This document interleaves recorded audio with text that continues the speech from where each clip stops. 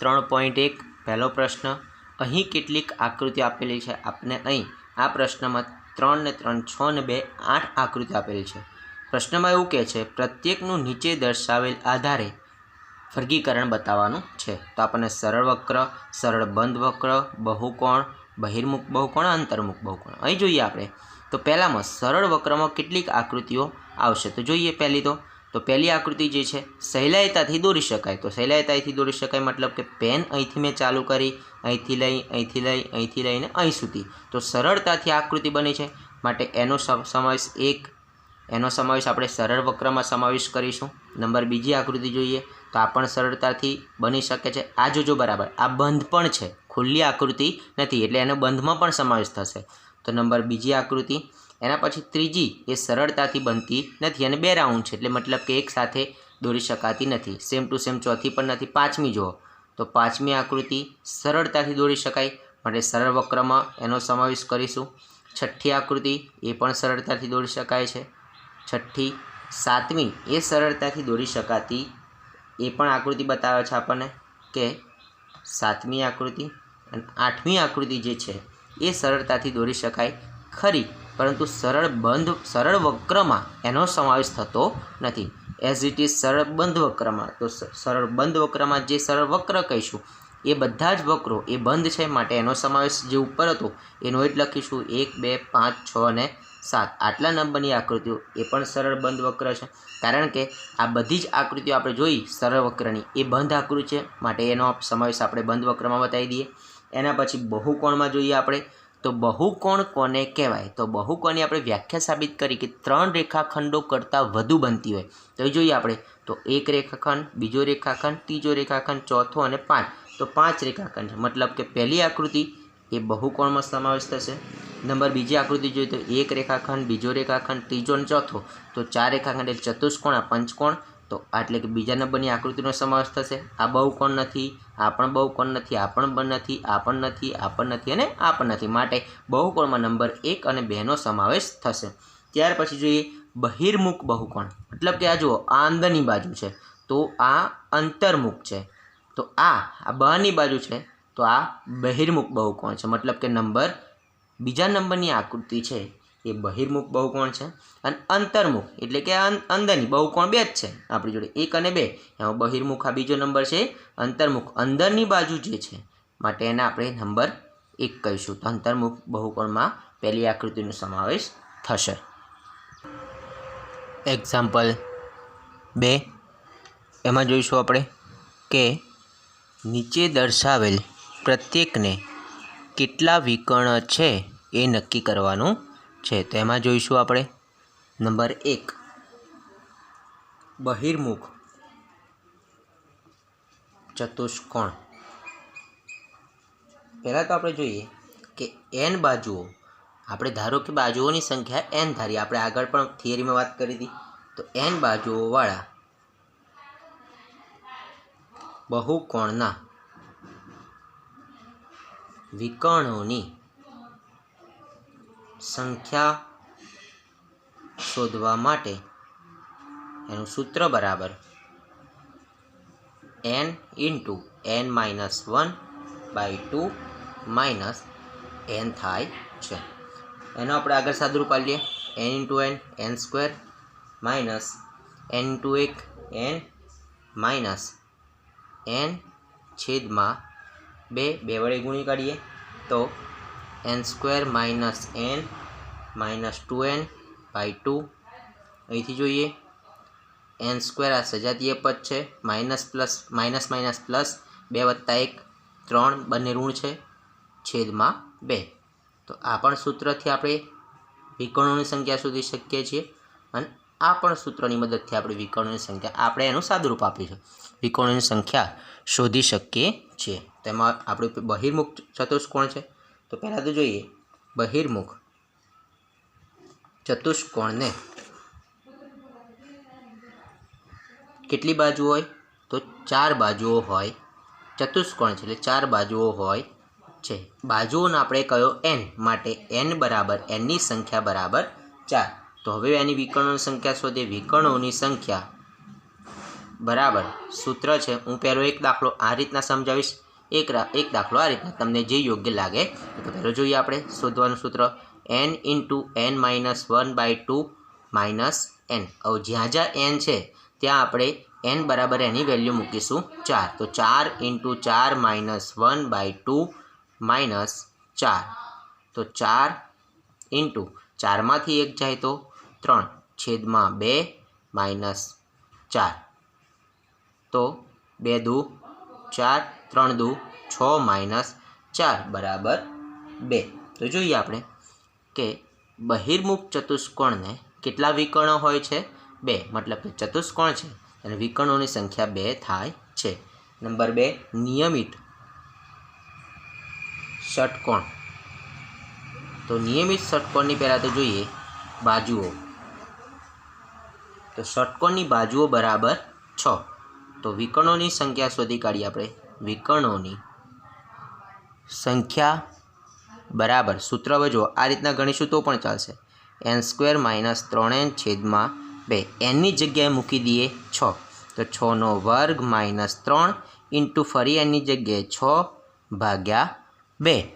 તો 6નો વર્ગ 36 માઇનસ 6 તેરી 18 ભાગ્યા 2. 36માંથી 18 જાય તો 18 ભાગ્યા 2 બરાબર 9. માટે નિયમિત ષટકોણને 9 વિકર્ણોની સંખ્યા મળે છે. નંબર 3 ત્રિકોણ.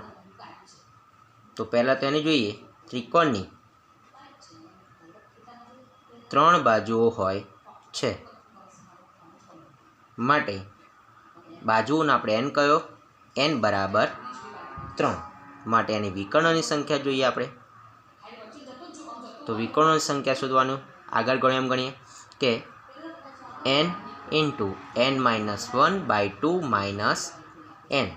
તો n એટલે કે 3 into 3 minus 1/2 minus n sorry એટલે કે 3. તો 3માંથી 1 જાય તો 2 છેદમાં 2 માઇનસ 3.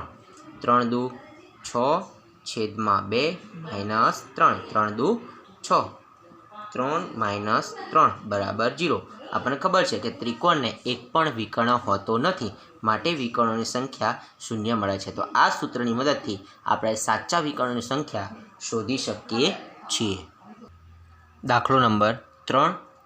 બહિર્મુખ ચતુષ્કોણના ખૂણાના માપનો સરવાળો કેટલો થાય? તો પહેલાં તો જોઈએ ચતુષ્કોણ છે તો લખીએ બહિર્મુખ ચતુષ્કોણના ખૂણાના માપનો સરવાળો.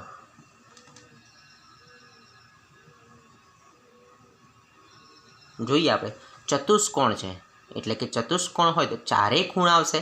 તો ચારેય ખૂણાના માપનો સરવાળો 360 અંશ થાય છે. પછી આગળ કહે છે જો ચતુષ્કોણ બહિર્મુખ ના હોય તો શું આ ગુણધર્મ લાગુ પડે? તો જો ચતુષ્કોણ બહિર્મુખ ના હોય એટલે કે બહિર્મુખ ના હોય તો કેવો હોય? અંતર્મુખ. એટલે કે અંતર્મુખ હોય તો પણ હા તે બધા જ ખૂણાના માપનો સરવાળો 360 અંશ થાય છે. ફોર એક્ઝામ્પલ તરીકે જોઈ લઈએ. ધારો કે આપણે ધારો કે મેં ચતુષ્કોણ સાદો દોર્યો છે A, B, C અને D. તો અહીં જોઈએ તો ચારેય ખૂણાના માપનો સરવાળો અહીં જોઈએ તો ધારો કે ચતુષ્કોણ ABCD અંતર્મુખ છે. તો એમાં 4 ખૂણ્યા બતાવ્યા છે આપણે. માપ ખૂણો A વત્તા માપ ખૂણો B વત્તા માપ ખૂણો C વત્તા માપ ખૂણો D. તો ધારો કે માપ લખીશું આપણે આ જે દોર્યું છે એનું જે યોગ્ય માપ છે અહીં હું આશરે લખું છું 40 વત્તા 55 વત્તા 35 વત્તા 230 બરાબર 360. માટે જો ચતુષ્કોણ અંતર્મુખ ચતુષ્કોણ પણ હોય તો એના માપનો સરવાળો 360 થાય છે। દાખલો નંબર 4 નીચેનું કોષ્ટક જુઓ। એમાં આપણને આકૃતિ બતાવી છે, એક આકૃતિ, બીજી આકૃતિ, ત્રીજી, ચોથી અને 4 આકૃતિઓ બતાવી છે। તો 4 આકૃતિની અંદર આપણને નીચે બતાવ્યું છે એની બાજુઓની સંખ્યા, આ ત્રિકોણ છે, ચતુષ્કોણ છે, પંચકોણ છે અને ષટકોણ માટે એની બાજુઓ 3, 4, 5 અને 6 દર્શાવી છે। એમના ખૂણાના માપનો સરવાળો બતાવ્યો 180, 2 ગુણ્યા 180 મતલબ કે 4 - 2 બરાબર ગુણ્યા 180, 5 - 2 ગુણ્યા 180, 6 - 2 ગુણ્યા 180। તો એ રીતના આપણને બતાવે છે આગળ કે નિમ્નલિખિત સંખ્યા દર્શાવતી બાજુઓ ધરાવતા બહુકોણના ખૂણાના માપના સરવાળા વિશે શું કહી શકાય છે। તો એ બાજુઓ આપણને બતાવ્યા છે 7। તો આપણે પહેલાં તો આપણે કોષ્ટક જે આપેલું છે એના પરથી આપણે અનુમાન કરી શકાય કે n બાજુઓ ધરાવતા, n એટલે ધારેલી છે, ધરાવતા બહુકોણના અંદરના બધા જ ખૂણા ના માપનો સરવાળો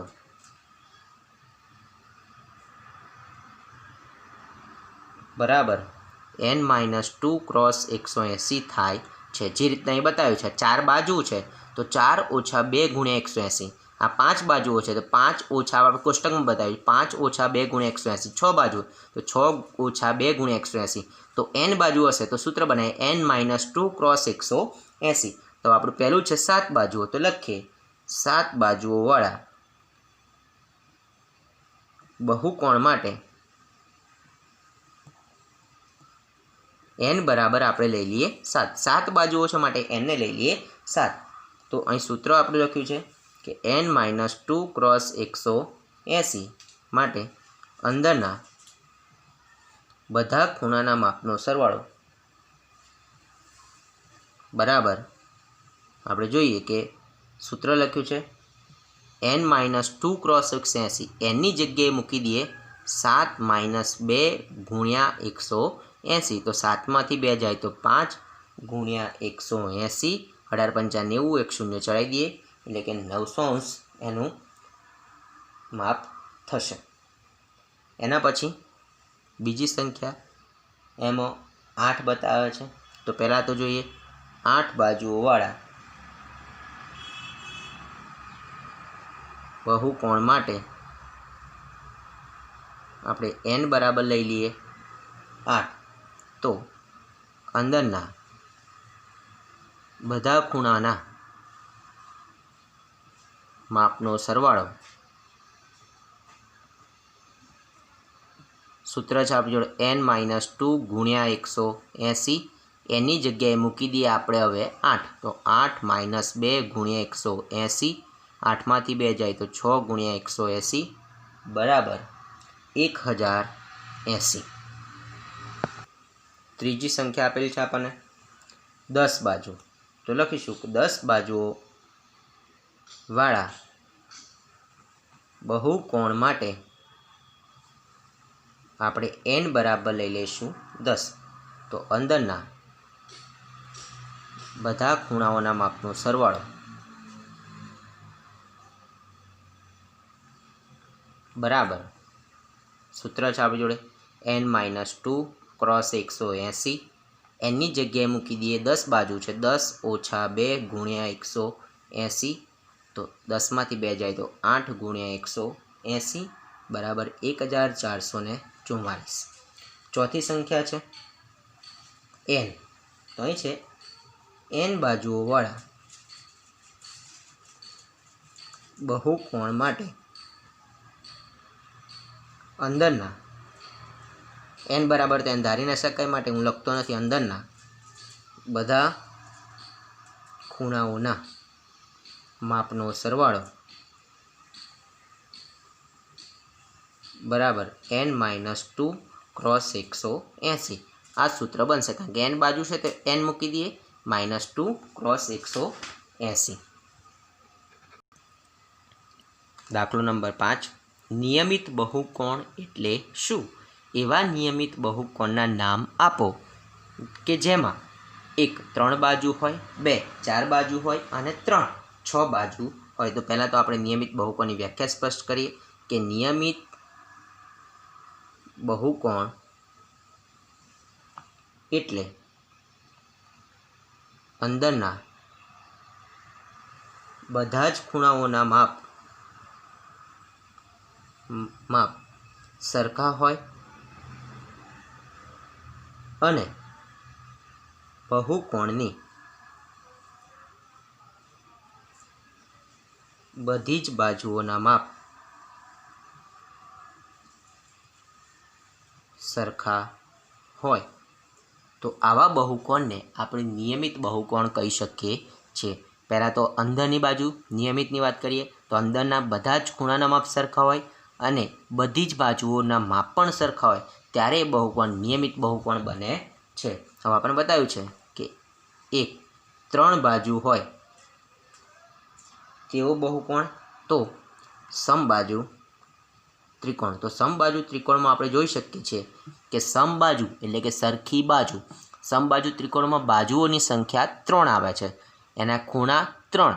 ખૂણા ત્રણેય ખૂણાના માપ 60 60 60 માટે ત્રણેય ખૂણાના માપ પણ સરખા છે અને એની બાજુઓ પણ સરખી છે. માટે એવો 3 બાજુ હોય એવો બહુકોણ એ સમબાજુ ત્રિકોણ કહી શકાય છે. બીજો 4 બાજુ હોય તો 4 બાજુ હોય એવો બહુકોણ જોઈએ આપણે તો ચોરસ. કારણ કે ચોરસની અંદર જોઈએ તો ચારેય બાજુઓના માપ સરખા, મતલબ કે 4 બાજુ તો ધારો કે એક બાજુ 2 સેન્ટીમીટરની હોય તો ચારેય બાજુ 2 2 2 એમ કરીને ચારેય બાજુનું માપ સરખું હોય છે. બીજી વસ્તુ કે ચોરસના 4 ખૂણા તો ચારેય ખૂણા કાટખૂણા હોય છે, મતલબ કે 4 ખૂણાનું માપ સરખું એટલે કે 90 90 90 90 90 હોય છે. માટે ચોરસ એનો સમાવેશ આપણે બહુકોણમાં કરી શકીએ છીએ અને એમાં પણ નિયમિત બહુકોણમાં કરી શકીએ કારણ કે એના ખૂણા પણ સરખા છે અને એની બાજુઓ પણ સરખી છે. ત્રીજો નંબર 6 બાજુ હોય તો એવો નિયમિત ષટકોણ. કારણ કે નિયમિત ષટકોણની અંદર 6 બાજુઓ પણ સરખી અને 6 ખૂણા પણ સરખા હોય છે.